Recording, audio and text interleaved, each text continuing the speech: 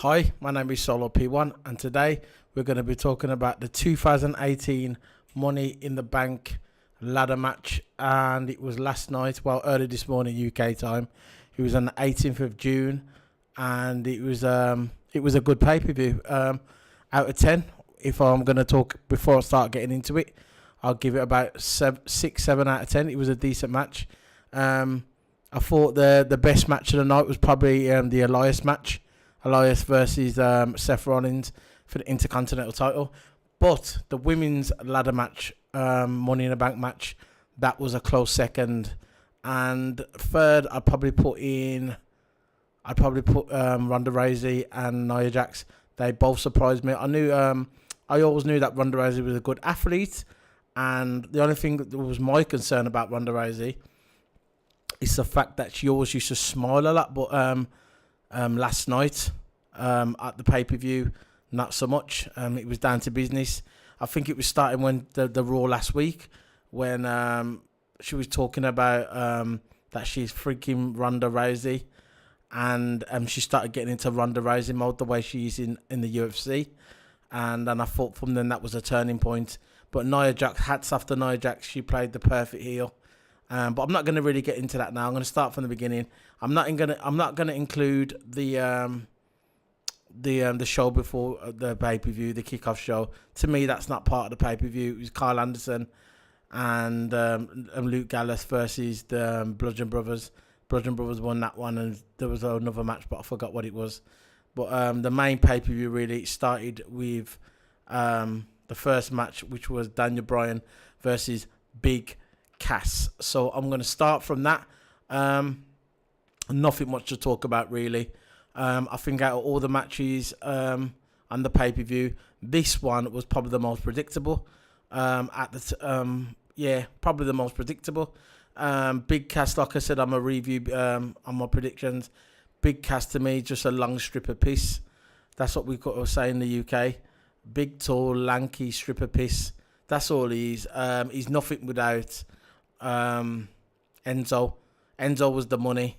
Enzo was the mouthpiece, and now it's showing. And I wouldn't be surprised if he gets released before the end of the year, because he's just. I think for Daniel Bryan coming back at his first feud against Big Cass, I think they could have done better than that. The WWE, that was just a rush job, and Big Cass is just not cutting the mustard, and that's the way it is. It was an okay match. Most of the match, Daniel Bryan was on top of him. He was working the leg, his left leg.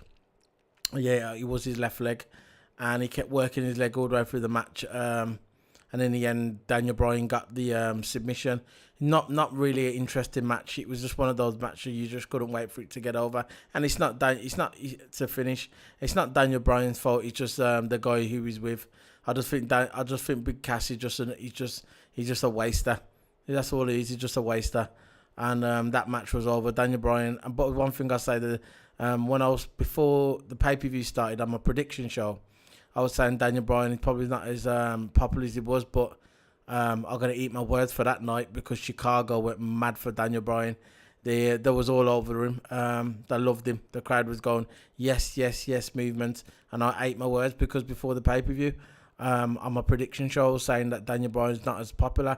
But in Chicago, they loved him. But we'll see how it goes on the next, on SmackDown, and the next pay-per-view after that, and see how it goes. But at the moment, the yes movement is big in Chicago. Hats off to Daniel Bryan. He got the win. Then there was a little backstage segment after that.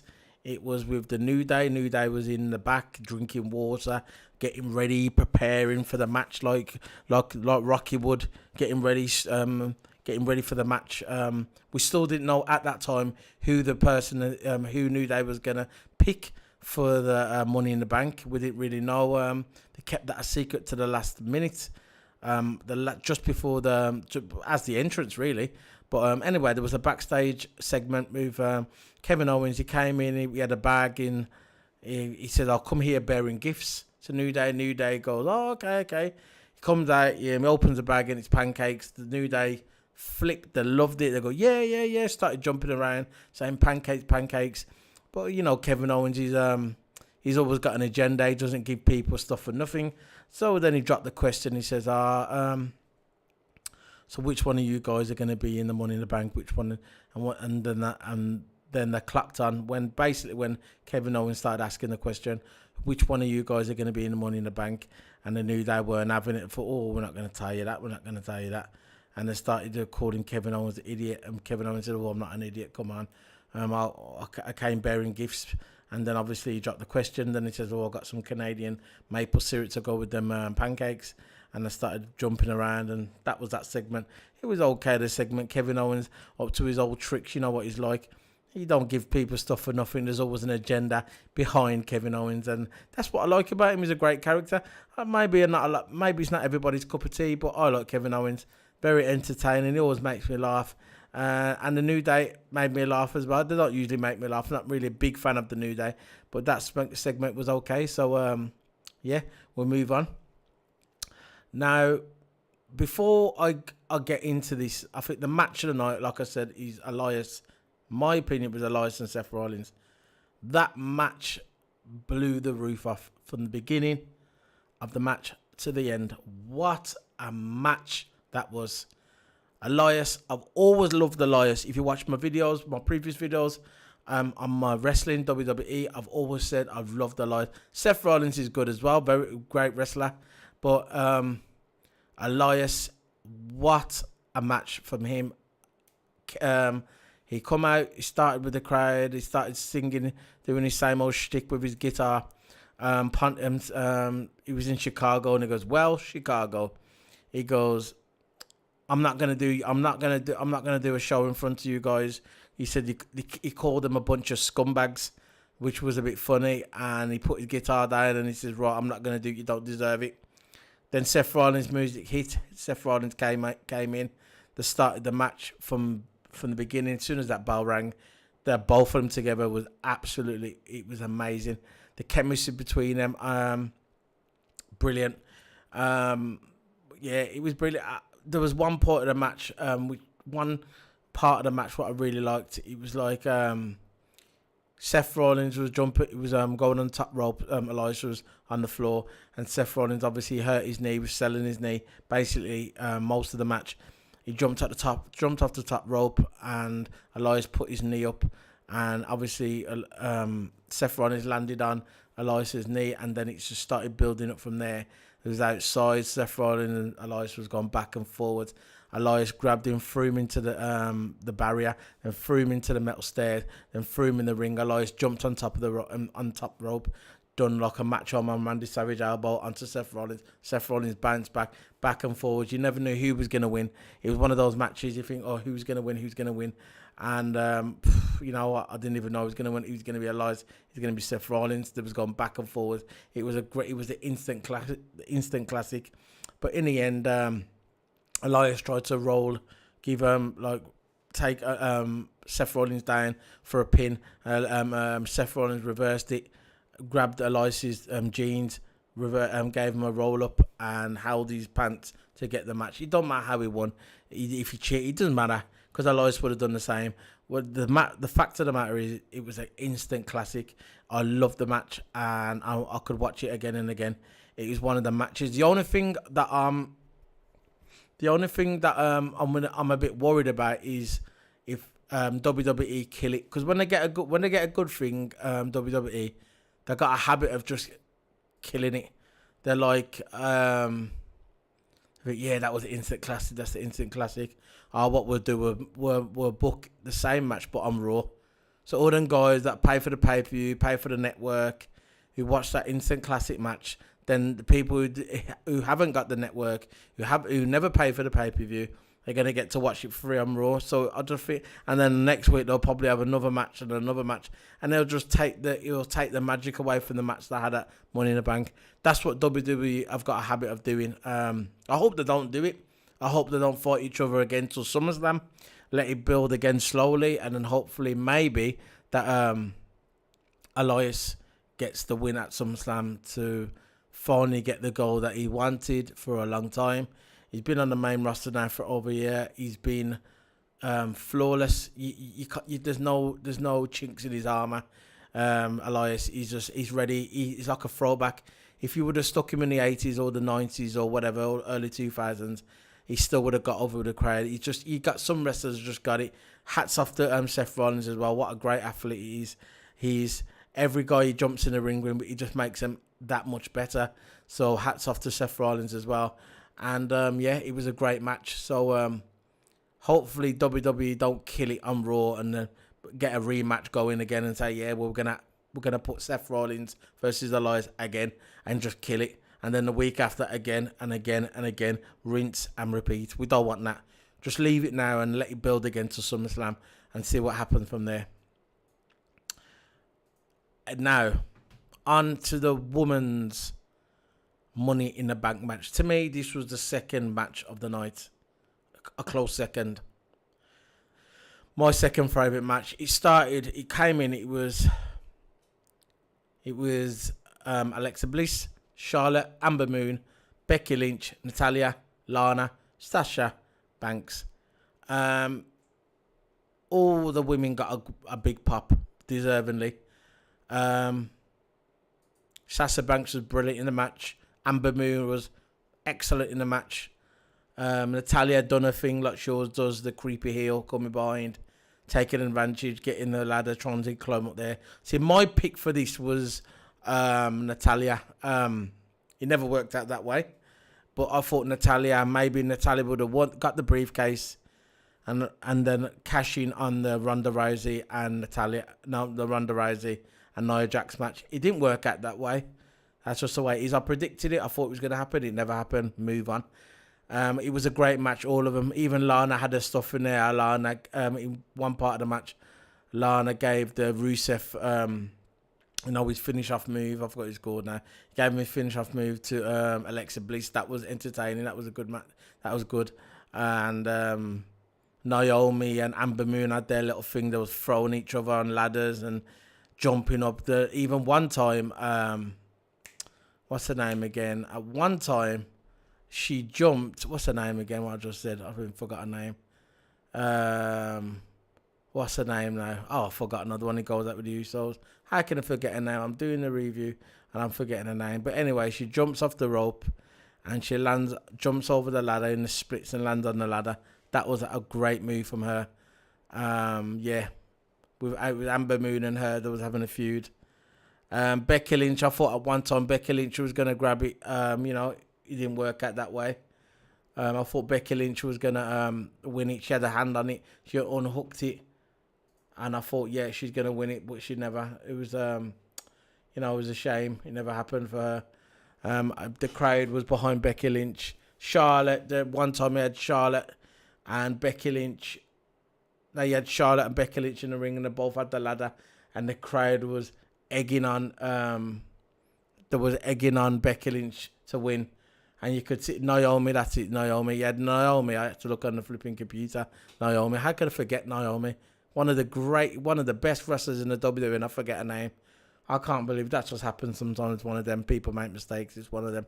Who gives a shit? But anyway, you had Naomi, and going back to that thing I was talking about now, you had Naomi and you had Amber Moon in the ring, and they were just throwing each other on ladders, which I thought was really, really good. And then at the end, like I said, I thought Becky Lynch was going to get it. No.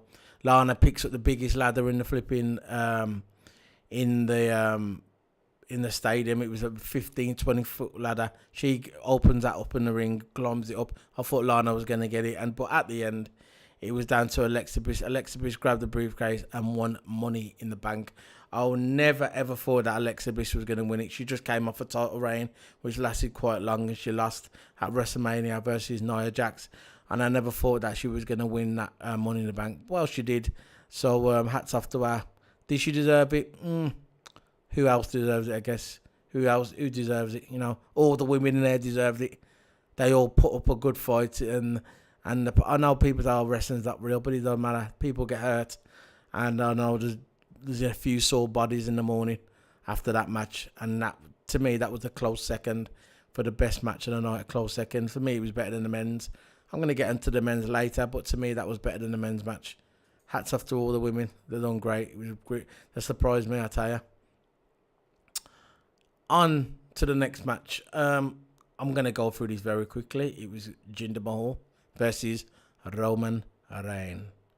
And Sunil Singh in a wheelchair pretending to be hurt. Don't know what that's about. I don't really care what it's about. This match, let's face it, right? What's this match going to lead to? Tell me, what is this match going to lead to? All it's going to lead to is Roman Reigns getting another title shot at Brock Lesnar. We all know that's what's going to happen. We all know. They think we're stupid. And there's one thing what did annoy me about this match. I didn't even give a shit about the fucking match. But the one thing what did annoy me about this match is when, Jinder Mahal come out with Sunil Singh in a wheelchair, whatever. He's doing his thing, right? Selling his fucking injury, whatever he's got. And then as soon as Roman Reigns come out, the Chicago crowd was booing the fuck out of him. So what did WWE go and do? They go and turn the fucking volume down on the speakers, on the mics. Because I think in the Chicago arena, you got mics all around there where the crowd are, just to get that echo sound. Because the way the ceiling is, it looks wood. So when people shout a lot, there's like an acoustic what comes off the ceiling, and they got the special sound. This is why the WWE like wrestling at the Chicago arena. But they were booing the fuck out of Roman Reigns. I know there was, because there was people on social media recording the boos, how loud it was. But when as I was watching at home, for the guys who was watching at home like me on the WWE network, right? They turned the volume down, and it was so obvious that they turned the volume down. Listen, WWE, right? Listen to me now. Listen to me. It's called fucking a free. It's a free world, okay? Freedom of speech. If people don't like Roman Reigns, if people want to boo Roman Reigns, let them fucking boo Roman Reigns. Don't start turning the fucking mic down because you don't want people to vote to fucking boo Roman Reigns. It doesn't work that way. If nobody likes him, nobody likes him. And it's not the fact that they don't like him. They just know that you're fucking behind him, Vince McMahon. The WWE machine is trying to push the agenda on us. And it's not fucking working. The people can see through the bullshit. So when you watch it at home now and you go and watch it again, whatever, watch the fucking match again. If you was there live, good for you. I know you heard the chorus of boos. Right? The chorus of boos that was going through that arena. But the WWE, that to play the fucking game, turn the fucking volume down, trying to control. You know what I mean? Turn the guy heel, man. I'm not going to get into this about Roman Reigns turning heel. Everybody knows what needs to happen to Roman Reigns. Turn the fucking guy heel. And stop trying to control everybody, okay? It doesn't work that way. We pay our money for the fucking network, right? We don't expect no fucking surround sound fucking turning the volume down because it doesn't look good on TV. People are booing Roman Reigns. It doesn't. Listen, people are booing him out the fucking arena every fucking Raw. Every Raw they're booing out the arena. Every fucking Raw. And now it comes to a pay-per-view, right? You're fucking trying to control the crowd, turning the fucking volume down on the speakers. It is fucking embarrassing. Moving on. I don't care about the match. Roman Reigns won, whatever. Roman Reigns, he won.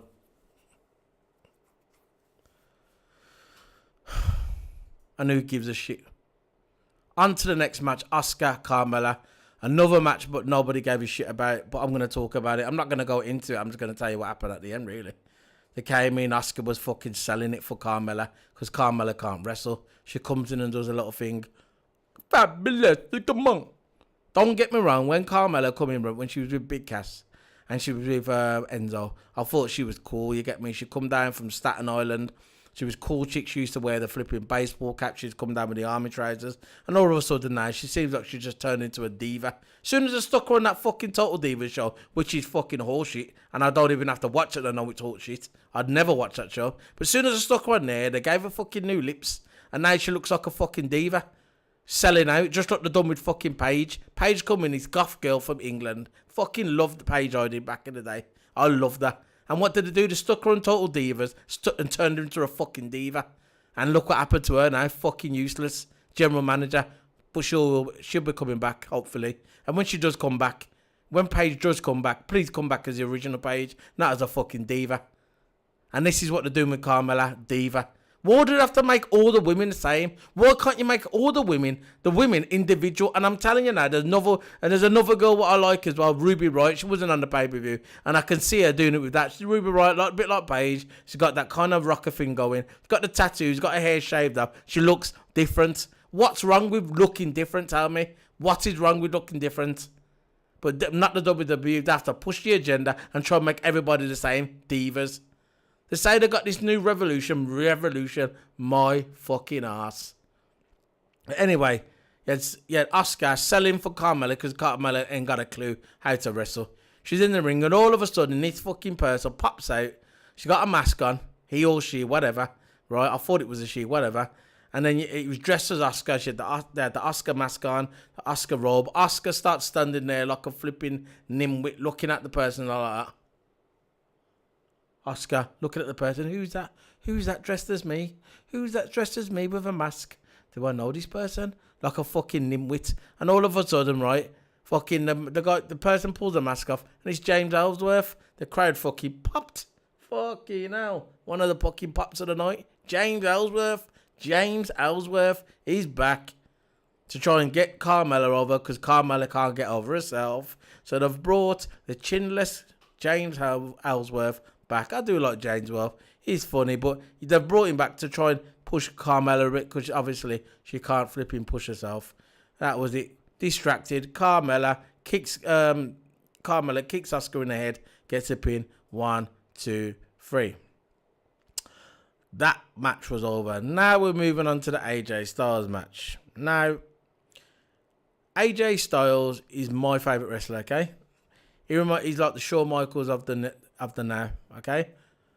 AJ Styles and Shinsuke Nakamura, right? I'm getting bored of this feud. I hope it ends. I hope it's finished now. They come out. It was a good match, but I was falling asleep. To be fair, I was falling asleep. It's not the fact that look, I love AJ Styles, but I've saw it so many times, and I just don't like last man standing match.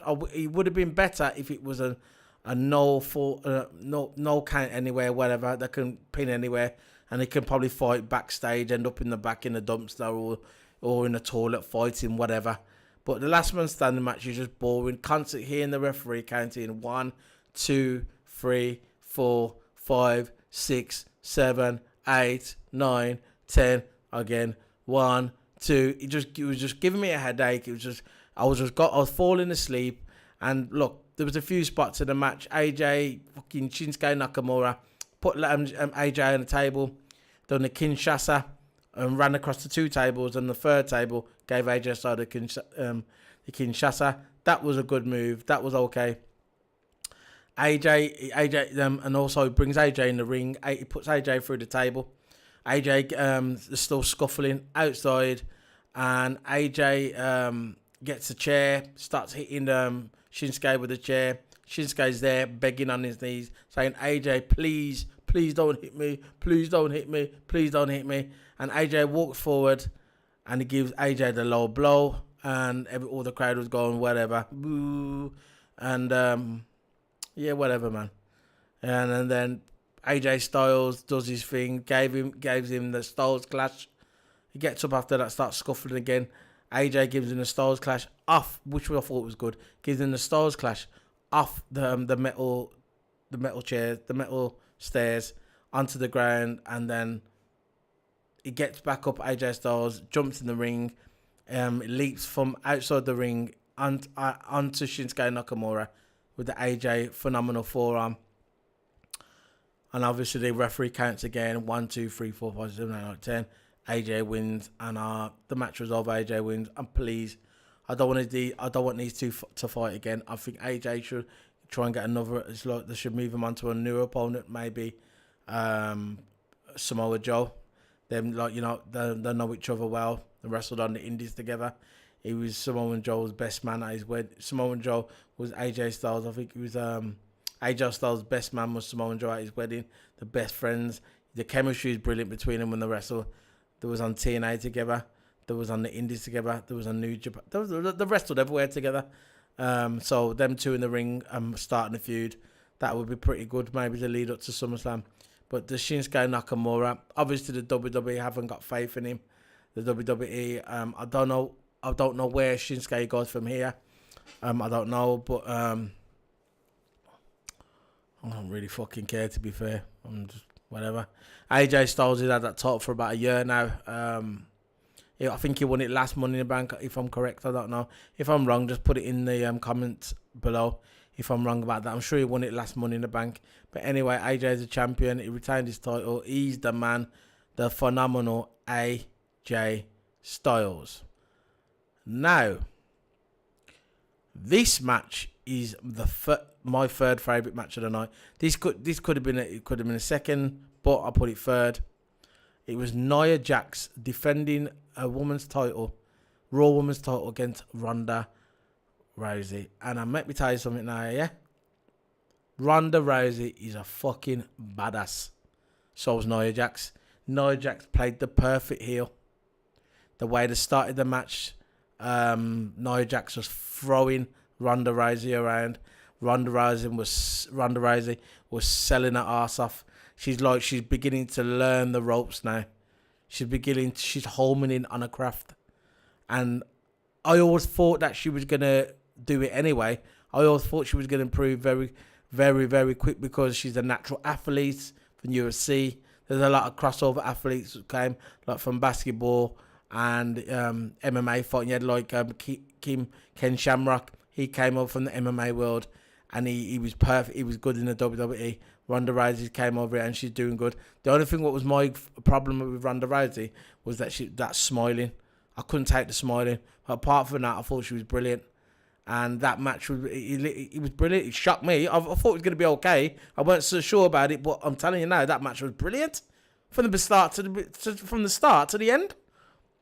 Ronda Rousey comes in. If Nia Jax starts throwing around, Ronda Rousey's constantly trying to get the knee bar on, trying to get the arm bar, and then you had Nia Jax breaking that, throwing her everywhere into the ring. What a flipping match! Nia Jax was that was Nia Jax's best match I've ever seen. To this date, Nia Jax has been in the WWE, including NXT, has been in the WWE at 3-4 years, and that was Nia Jax's best match. Who would ever thought Nia Jax's best match was going to be against Ronda Rousey? Who would ever thought? I'll get them to fight again. The chemistry between them two was brilliant.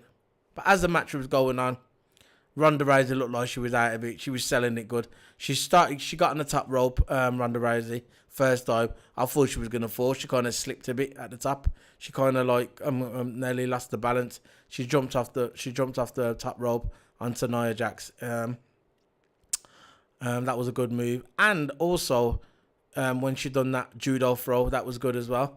She was good. You can see that she's trying. You can see that she's there for the long run.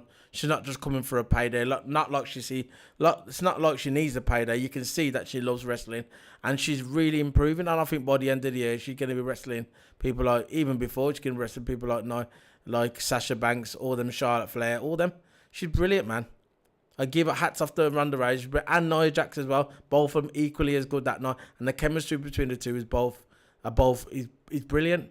But at the end of the match, I'm going to get onto the match now. At the end, there was Alexa Bliss sneaks into the ring. She hit Nia Jax and Ronda Rousey with the briefcase. They stopped the match. There was disqualification, double disqualification, whatever. They stopped the match, and Alexa Bliss cashed in. She made sure she got the briefcase. She hit Ronda Rousey to make sure Ronda Rousey was out of the match. And then she hit Nia Jax, and then they cashed in, the bell rang. And then she come in, she hit Nia Jax with a kick or something, and then she got to the top rope, gave a move, and it was over. And she got the 1-2-3 women's champion, Ronda Rousey. Alexa Bliss. She came in. Alexa Bliss came in, cashed in, hit them both with a briefcase, jumped off the top rope, gave them a move. She gave Nia Jax a move. Alexa Bliss got the 1-2-3. Like I said, she's a new champion. But as the way I'm going to go with this is, I thought that Natty was gonna. I thought they should have gave this to Natty. I think Natty should have won Money in the Bank, and that's the way I would have done it. Natalya win Money in the Bank, and then cashing on Ronda Rousey and Nia Jax match, turn on Ronda Rousey, and that would have been a nice feud between Natalya and Ronda Rousey. But the WWE didn't go that route, and they went with Nia Jax. They went with Alexa Bliss. But I can see good things for Ronda Rousey and Alexa Bliss as well, and Nia Jax. I think that Nia Jax is still there. She's still in for a hunt for the title again. She had a good showing, man. Them two together was good chemistry. They have to fight again. They need to fight again, and we'll see what See what Alexa Bliss is going to say on Raw, and see what happens with Ronda Rousey. If she should probably come out Ronda Rousey and Nia Jax as well, saying it interfere with the match, and we're going to go from there. But yeah, it was a good match. It was my third best match of the night, and that was it. Yeah, Alexa Bliss cashed in. She's now the Raw Women's Champion again, 5-time champion. That includes SmackDown and Raw. So yeah, last match now of the night, men's ladder match. Not really impressed really. My favourite finish was The Miz. I thought Miz was going to win, and then he would have took the title back to SmackDown. He would have brought the contract back to SmackDown, and maybe the Daniel Bryan feud would have started from there. You would have had, this would have been Daniel Bryan's journey back to the top. Obviously, had Miz with the briefcase. That would have probably had their feud, and that would have, because you know that's going to happen, the feud between them two. Daniel Bryan and The Miz, because it all started, like I said on my previous video, when Daniel Bryan was the general manager. Miz used to come on to the SmackDown show every Tuesday night after SmackDown, and it used to be hosted by Renee Young and Daniel Bryan. Miz always used to come on there, disrespect Daniel Bryan. He used to say to Daniel Bryan, he used to mock Daniel Bryan. It was like real. Some of it was like real. He used to mock Daniel Bryan and say, "You'll never be the Intercontinental Champion, you're a loser. Now you're a general manager, I'm the man, I'm the Intercontinental Champion. I bring prestige to this title," and all that. And Daniel Bryan looked generally upset, probably at work, whatever, but he looked generally upset. And the feud started from there. But anyway, I would have went with The Miz winning the match, Money in the Bank, and I would have had the Daniel Bryan feud and Miz build from there. Miz finally cashes in whoever cashes it on. If he cashes it on AJ Styles, and then Daniel Bryan comes in and starts the feud from there. That's the way I would have went. I would have went with Miz, but he never. They went with Braun Strowman. I never thought Braun Strowman was going to win it, because usually, if you have like the 2 weeks before pay-per-view or the go-home show like we did last week, the go-home show for Money in the Bank, every week they were just saying, "Oh yeah, Braun Strowman's going to win. No one's going to beat Braun Strowman. Braun Strowman's going to win Money in the Bank. There's going to be a monster Money in the Bank." And I just thought to myself, nah, it's too obvious. It's not going to be Braun Strowman. To me, Braun Strowman doesn't need Money in the Bank. He's a monster on his own. He'll get the title another way. He could have just said, "Right, I'm going to challenge Brock Lesnar at SummerSlam for the WWE title." He didn't need Money in the Bank. I think they should have gave it to The Miz, but that's just my opinion. If you agree with me, put it in your comments. If you don't agree with me, put it in the comments section below. But that's it really. It was Bobby Roode, you had Rusev, Finn Balor, Bobby Roode, Kevin Owens, Samoa Joe, Strowman, Miz, Kofi Kingston. Kofi Kingston, yeah, he was a surprise guy. That the New Day obviously they didn't want to tell us who the guy who they was picking to go into the Money in the Bank, and it was Kofi Kingston. I thought it was going to be Biggie. They picked Kofi Kingston, and Kofi Kingston did get a big pop. All the way through the match, I was singing Kofi, Kofi for the whole of the match. He got a big pop. But obviously they didn't go with none of that. They went with Braun Strowman. And that's it really. The match is over. He won. Braun Strowman, he's Money in the Bank. He won the Money in the Bank ladder match, which he didn't need to win it. He could have just challenged Brock Lesnar anyway. But he won. So that's it really. My final thoughts on the pay-per-view out of 10. I'd give it about 6 out of 10, 6.5. It was a decent pay-per-view. It wasn't shit. If it was shit, I'd say. I'm one of them geezers, you know me. If it was shit, I'll just say it was shit. It was okay. A 6.5 out of 10. But the match of the night for me was the Elias versus Seth Rollins. Second was the women's Money in the Bank ladder match. Third was the Ronda Rousey and Nia Jax. And that's how I'm going to finish. Subscribe to me on YouTube. Follow me on Twitter, Solo P1. And on Twitch, Solo_P1. Stream games from WWE, Call of Duty, to sim racing games, Forza Motorsport, R Factor, whatever. I stream it all. And that's it really. That's my final review of the 2018 Money in the Bank pay-per-view. And thank you very much, guys. Bye.